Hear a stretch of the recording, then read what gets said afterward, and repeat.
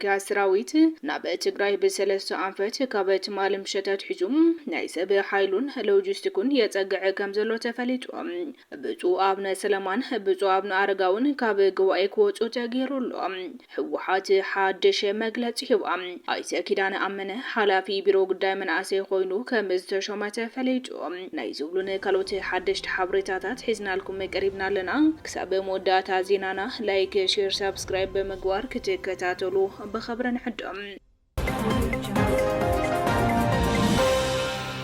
መከላከያ ሰራዊት ናብ ትግራይ በሰለስተ አንፈት ካብ እትማል ምሸታት ሒዙ ናይ ሰብ ሓይሉን ሎጂስቲኩን የጸግዕ ከም ዘሎ ተፈሊጡ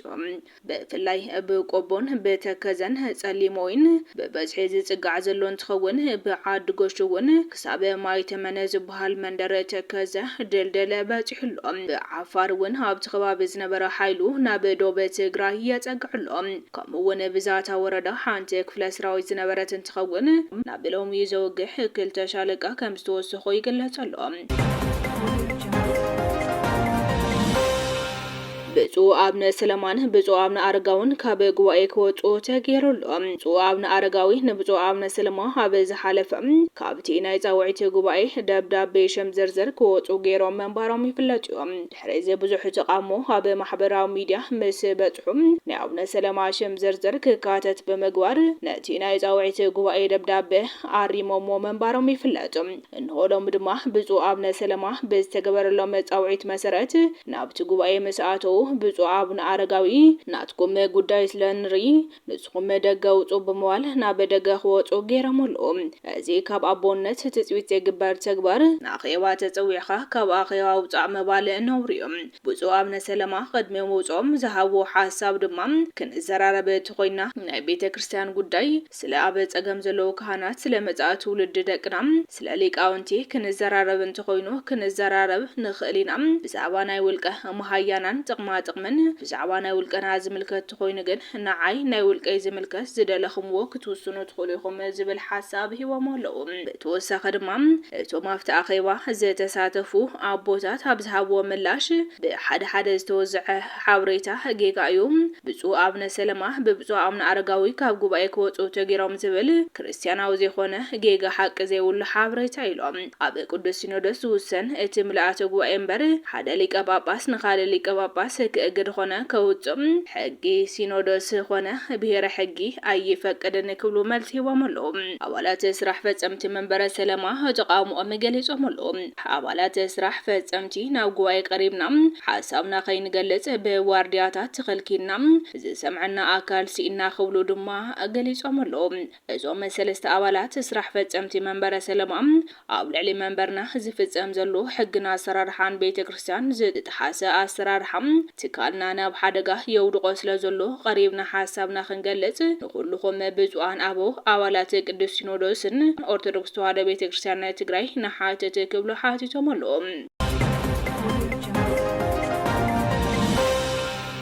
وحات حدش مجلس أوتيلهم دبلوماسياتن مشاركة هاجراتن عن تلالين زلو معنواكينات عب ممكات تسقمتي كوسدي قبا خبل ودبح وحات لومي عب زوج مجلس أويحلهم تودب نازز تصوعه بسنك تكبارات منقس إثيوبيا أب حدقا ودقو زلو خيد سلامة زمعبل زلو الوخناتات إلوون عن تلالي زلو معنواكينات أب متراف داقم هنا بديبلوماسياتات مشارات هاجراتن محبرسة وعالمن أب زقربو مجلس يوم محبرسة وعالم أب إثيوبيا سلام فتحن من رقعن نخرقاقس زقورو زلو دقف العول عدنا قوت خمزلو زرقاقس ودب حوحات كم كان فرامي سممعنة بريتوريا متقدم ناتي سممع بملؤن بأمنا نمتكبر زلو دلونات نسلام زلو زي نغنق صنعو قوام داقم الرقاقيت هلوم يوخن انبر آبي بايتا زلو خنتات الناس بلاشي ممتوم منقس إثيوبيا نسممعنة بريتوريا بترقاقام بمتحاس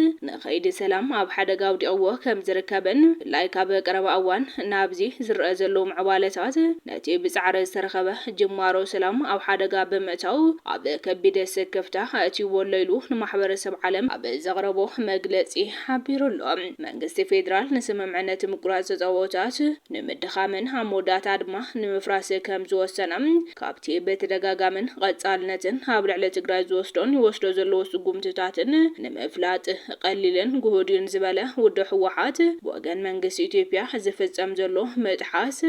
ስምምዕ ስርዓታዊ ይኸውን ከም ዘሎ ገሊጾም ኣብ ትግበራ ስምምዕነት ምቁራጽ ጸወታት ዘጋጥመ ዕንቅፋታት ንምፍታሕ ዝዓለመ ትርጉም ዘለዎ ፖለቲካዊ ዘተ ክጅመር ብቀጻልነትን በተደጋጋምን ጻውዒት ከም ዘቕረበ ዝገለጸ ውድብ ህወሓት ኣብ ርእሲቲ ቁሉዕ ተደጋጋሚ ጻውዒት ንዘተና ብቁሉዕ ናብ ቀዳማይ ሚኒስትር ኣብይ ኣሕመድ ንፖለቲካዊ ዝረበ ዘለዎ ተወፋይነት ደጋጊሙ እንተገለጸውን ንጻውዒትን ጻዕርታት ትግራይን ብምንጻግ መንግስቲ ፌደራል ኣብ መስርሕ ሰላም ዘሎ እምነት ዘዳኸም በይናዊ ስጉምትታት ይወስደሎ ክብል ሓቢሩ እዩ። እዞም ተግባራት መንግስቲ ኢትዮጵያ ንቐንዲ ድንጋገ ስምምዕነት ፕሪቶሪያ ዝጥሕሱ ኮይኖም ብቕልጡፍ ሃናጽን ኣገባብ እንተዘይተተሓሒዝሎም ድማ ዳግማይ ቁሉዕ ምዕንዋይ ግጭት ናይ ምውላዕ ሓደጋ ኣለዎም ክብል ህወሓት ገሊጹሎ ብሰንኪ ዓንቃጻይ ጸረ ሰላም ተግባራት መንግስቲ ኢትዮጵያ ሕዝቡን ሚልዮናት ኣብ ኣዝዩ ሕሰም ዝተመልኦ ስቃይ ዝበዝሖ ምንባር ኣብ ዘይከኣል ግዚያዊ መዕቆቢ ዝርከቡ ተመዛበልቲ ናብ መረበቶም ክምለሱ ይከኣሉን ዝበለ እቲ ውድብ ፌደራል ኣብ ምዕራብ ትግራይ ዝርከቡ መሻርክቱን ተመዛበልትን ናብ መነባብሮኦም ሕርሽኦም ከይምለሱ ቆሪጾም ከም ዘለዉ እናተጋሃደመት እዮም። ሕዚ ዘሎ ህሞት ወሳኒ እዩ። ሓደጋ ዕናዊ ግጭት ድሕሪ ሕዚ ገመታዊ ኣይኮነን። ኩናት ኣብ ኣምሓራን ኦሮምያን ከቢድ ዋጋ ይሓትት ስለ ዘሎ ንትግራይ ዘሳትፍ ዳግማይ ምግጥጣም ሓደጋ እናቐረበ ይመጽሎም ኩነታትና ናብ ሙሉእ ኩናት ናይ ምምላስ ተኽእሎ ይውስኽ ስለ ዘሎ በዚ መንጽር እዚ ማሕበረሰብ ዓለም ናብ መኣዲ ድርድር ኣብ ምምጻእ ዝያዳ ንጡፍ ተራ ክጻወት ህወሓት ጻውዒት ገይሩሎ ኣይተ ኪዳነ ኣመነ ሓድሽ ሓላፍነት ተዋሂብሎ ኣይተ ኪዳነ ኣመነ ሓላፊ ቢሮ ጉዳይ መናእሰይ ትግራይ ኮይኑ ከም ዝተሾመ ተፈሊጡሎ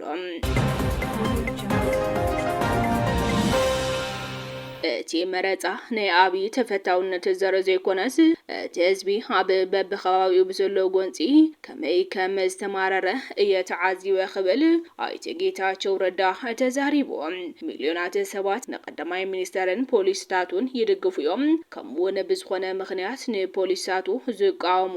ሚልዮናት ሰባት ኣለው እዮም እዚ ፍሉይ መረፃ እዩ ክሳብ ዝፈልጦም ብዙሓት ፈተናታት ኣለው ሰባት ኣብ ኩሉ ቦታታት ብዝፍፀም ኣናእሽተይ ጎንፅን ዓመፅን ክሳብ ክንደይ ከም ዝተማረሩ እየ ተዓዚበ ክብል ኣይተ ጌታቸው ረዳ ተዛሪቡሎ